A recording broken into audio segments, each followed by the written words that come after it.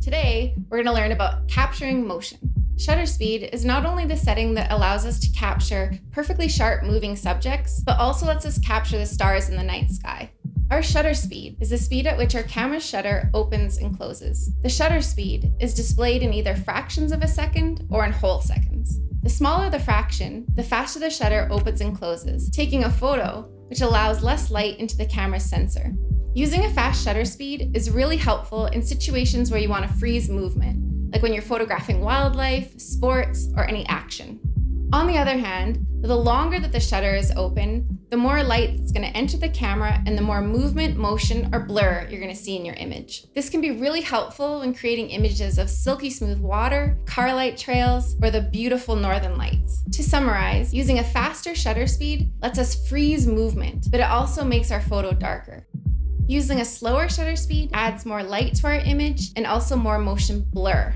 The main takeaway is that our shutter speed can have a very big impact on the amount of light in our image and the resulting freezing or blur of motion. So it's really important to set it strategically.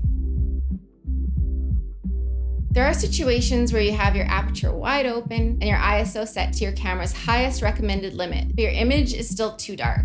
In these scenarios, we have two options. We can add an external light, or we can lower our shutter speed. If we need to capture a moving subject, then we would use an external flash to add more light. However, in most scenarios, like night photography, we're going to have to lower our shutter speed. This allows the camera shutter to be open longer, allowing the sensor to absorb more light, even more than the human eye, and you can get some really cool images. A key point to remember is that the longer that we keep our camera shutter open, the more chance of camera shake, which causes unintentional blur in our images. So we need to be prepared and use a tripod or other steady surface when necessary to help protect against this. Shutter priority. Let's change our cameras to shutter priority or TV mode on our main mode dial. TV stands for time value.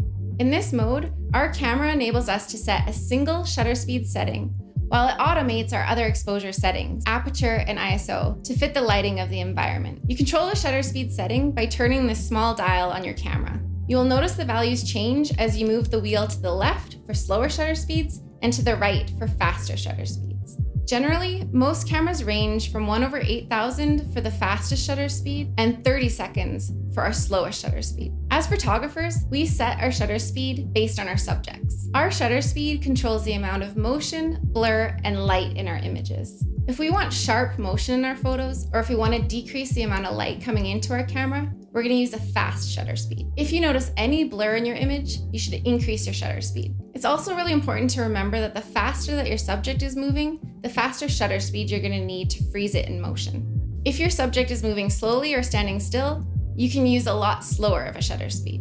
If you want blurred motion in your photos, or if you want to let more light into your camera, you're going to need a slower shutter speed.